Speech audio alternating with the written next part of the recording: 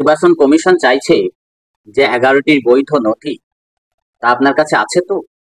যদি না থাকে, আজকের এই প্রতিবেদনটি আপনার জন্য। আপনি কি এসআইআর নিয়ে চিন্তিত আছেন? তাহলে আজকের এই প্রতিবেদনটি আপনার জন্য। আশা করি প্রতিবেদনটি শেষ পর্যন্ত দেখবেন এবং যদি ভালো লাগে তাহলে অবশ্যই জনস্বার্থে বেশি বেশি করে শেয়ার করবেন, লাইক করবেন। কেন এই প্রতিবেদনটি আপনার জন্য সেটা চলুন শোনা যাক। আপনারা জানেন যে 11টি নথি এসআইআর এর জন্য মান্যতা দিয়েছে নির্বাচন কমিশন। এটা বিহারের জন্য হলেও এই এসআইআর এর জন্য যে মান্যতা পেয়েছে 11টা নথি, এই নথিগুলো পশ্চিমবঙ্গের ক্ষেত্রে প্রযোজ্য বা অন্য স্টেটের ক্ষেত্রে প্রযোজ্য। কারণ সর্বভারতীয় নির্বাচন কমিশন যে নীতি নেয় সেই নীতিটি প্রত্যেকটি স্টেটের জন্যই প্রযোজ্য হয়। তাই নিশ্চিত করে বলা যায় বিহারের জন্য যে 11টি নথির কথা বলা হয়েছে সেই 11টি নথি পশ্চিমবঙ্গের ক্ষেত্রেও প্রযোজ্য হবে। বিজ্ঞপ্তি জারি সময়ের অপেক্ষা।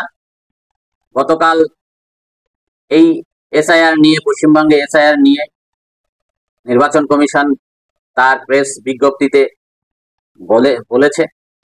সুতরাং এটা ধরে নিতে হবে যে পশ্চিমবঙ্গে এসআইআর হচ্ছেই। সেই 11টা যে নথির কথা বলা হয়েছে সেই 11টা নথির মধ্যে একটি নথি হলো স্বীকৃত বোর্ড বা বিশ্ববিদ্যালয়ে জারি করা সার্টিফিকেট। তা আপনার স্বীকৃত বোর্ড বা আপনি হয়তো মাধ্যমিক পাস নন, আপনার হয়তো উচ্চশিক্ষার সার্টিফিকেট নেই, তাহলে আপনি কি করবেন? এটা তো আপনি দিতে পারছেন না। ওদিকে আপনার জন্ম সার্টিফিকেটও নেই, তাহলে আপনি কি কোথায় পাবেন, কি দেবেন? এরকম যে নথি 11টা নথি দেওয়া হয়েছে আপনার কাছে নেই, তাহলে আপনি দেখা যাচ্ছেন আপনি হয়তো গ্রামের স্কুলে ক্লাস 4 পর্যন্ত পড়াশোনা করেছেন, তাহলে আপনার গ্রামের স্কুল থেকে একটা প্রাইমারি সার্টিফিকেট নেন। সেই প্রাইমারি সার্টিফিকেটকে নিয়ে আপনি জেলা অফিসে, জেলা প্রাইমারি স্কুল কাউন্সিল বা বোর্ডে আবেদন করুন যে আমার এই সার্টিফিকেটটার উপরে ডিআই বা চেয়ারম্যানের কাউন্টার সাইন করে দিতে হবে। আপনার যদি এই আবেদনে আপনার বিদ্যালয়ে তদন্ত করে তাহলে অবশ্যই আপনার বিদ্যালয়ে আপনার সমস্ত তথ্য পেয়ে যাবে, যেহেতু আপনি ওই বিদ্যালয়ে পড়াশোনা করেছেন। তাহলে যেভাবে হোক তদন্ত করুক, আর যেভাবে হোক জেলা সংসদ বা জেলা প্রাইমারি কাউন্সিল যদি আপনার ওই সার্টিফিকেটের উপরে কাউন্টার সাইন করে দেয় তাহলে আপনার ওই সার্টিফিকেটটা একটি বোর্ড সার্টিফিকেট হয়ে গেল। সেটা হলো West Bengal board of primary education. West Bengal board of primary এডুকেশনের সার্টিফিকেট আপনার ওটা হয়ে গেল। তাহলে এই বোর্ড সার্টিফিকেট, এইটা হলো স্বীকৃত বোর্ড সার্টিফিকেট। আপনি যে স্কুল থেকে একটা প্রাইমারি নিলেন ওই সার্টিফিকেটের কোনো মূল্য নেই, কারণ এই সময়কালের মধ্যে বিভিন্নভাবে প্রাইমারি সার্টিফিকেট পাওয়া যায়, দুর্নীতি করে এই সার্টিফিকেট পাওয়া যায়। ওই সার্টিফিকেট আপনি প্রেসার ক্রিয়েটে পাওয়া যায়, রাজনৈতিক নেতৃত্বের উচ্চ মহলের প্রেসারে অনুরোধে ওই সার্টিফিকেট পাওয়া যায়, কিন্তু ওই সার্টিফিকেটের কোনো মূল্য নেই।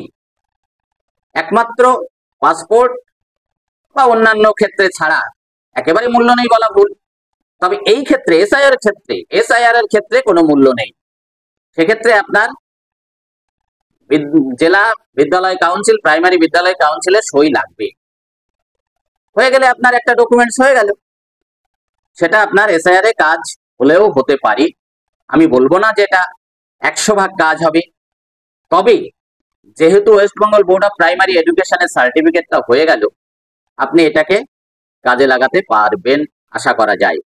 অথবা আপনার ওই সার্টিফিকেট, প্রাইমারি স্কুলের সার্টিফিকেটটাকে SIS sub inspector of school, sub inspector of স্কুলের এসআইএস এর কাউন্টার সাইন করিয়ে আনতে বলুন হেড স্যারকে, যে আমি তো এখানে পড়াশোনা করেছি, আমার সার্টিফিকেটে এসআইএস এর কাউন্টার সাইন লাগবে।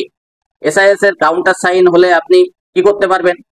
হয়তো এসআইআর এ দেখাতে পারবেন না, কিন্তু একটা গুরুত্বপূর্ণ নথি আপনি বের করতে পারবেন। সেটা হলো ডোমিসাইল সার্টিফিকেট, যেটা ওই 11টা স্বীকৃত নথির মধ্যে একটি, যেটাকে বলা হচ্ছে permanent resident certificate issued by competent state authority, অর্থাৎ রাজ্য কর্তৃপক্ষে জারি করা স্থায়ী ঠিকানার প্রমাণপত্র। এই প্রমাণপত্রের জন্য আপনি আপনার স্কুল সার্টিফিকেটটা নিলেন, সঙ্গে আপনি প্রধানের একটা সার্টিফিকেট নিন, আপনার আই কার্ডটি নিন, আপনার আধার কার্ডটি নিন, নিয়ে আপনি এসডিওতে অনলাইন অথবা অফলাইনে ডোমিসাইল সার্টিফিকেটের জন্য আবেদন করুন। এই ডোমিসাইল সার্টিফিকেটটা আপনি যখনই পেয়ে যাবেন তখনই ওই 11টি বৈধ নথির মধ্যে একটি নথি আপনার হয়ে যাবে। আপনার এই SIR এ কোনো সমস্যা থাকবে না, কারণ ওই একটা নথিতেই আপনি আপনার ভোটকে টিকিয়ে রাখতে পারবেন এবং আপনি যে ভারতবর্ষের বৈধ নাগরিক তা প্রমাণ করতে পারবেন। আশা করি আমি বুঝাতে পেরেছি আপনাদের। যদি আপনারা সত্যি বুঝে থাকেন আর আমার ভিডিওটা যদি ভালো লাগে তাহলে অবশ্যই জনস্বার্থে বেশি বেশি করে শেয়ার করবেন, লাইক করবেন, অন্যকে জানবার সুযোগ করে দেবেন। ভালো থাকুন, সুস্থ থাকুন। ধন্যবাদ সবাইকে।